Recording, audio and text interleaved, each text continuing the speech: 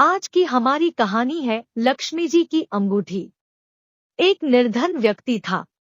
वह नित्य भगवान विष्णु और लक्ष्मी की पूजा करता।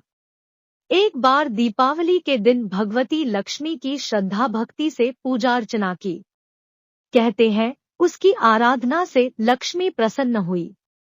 वह उसके सामने प्रकट हुई और उसे एक अंगूठी भेंट देकर अदृश्य हो गई। अंगूठी सामान्य नहीं थी। उसे पहनकर जैसे ही अगले दिन उसने धन पाने की कामना की, उसके सामने धन का ढेर लग गया। वह खुशी के मारे झूम उठा। इसी बीच उसे भूख लगी तो मन में अच्छे पकवान खाने की इच्छा हुई। कुछ ही पल में उसके सामने पकवान आ गए। अंगूठी का चमत्कार मालूम पड़ते ही उसने अपने लिए आलीशान बंगला, नौकर चाकर आदि तमाम सुविधाएं प्राप्त कर ली। वह भगवती लक्ष्मी की कृपा से प्राप्त उस अंगूठी के कारण सुख से रहने लगा। अब उसे किसी प्रकार का कोई दुख, कष्ट या चिंता नहीं थी। नगर में उसका बहुत नाम हो गया। एक दिन उस नगर में जोरदार तूफान के साथ बारिश होने लगी। कई निर्धन लोगों के मकानों के छप्पर उड़ गए। लोग इधर उधर भागने लगे। एक बुढ़िया उसके बंगले में आ गई।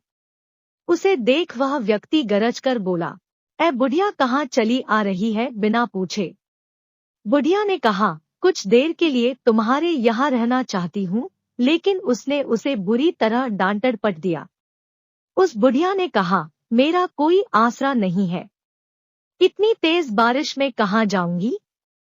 थोड़ी देर की ही तो बात है।" लेकिन उसकी किसी भी बात का असर उस व्यक्ति पर नहीं पड़ा।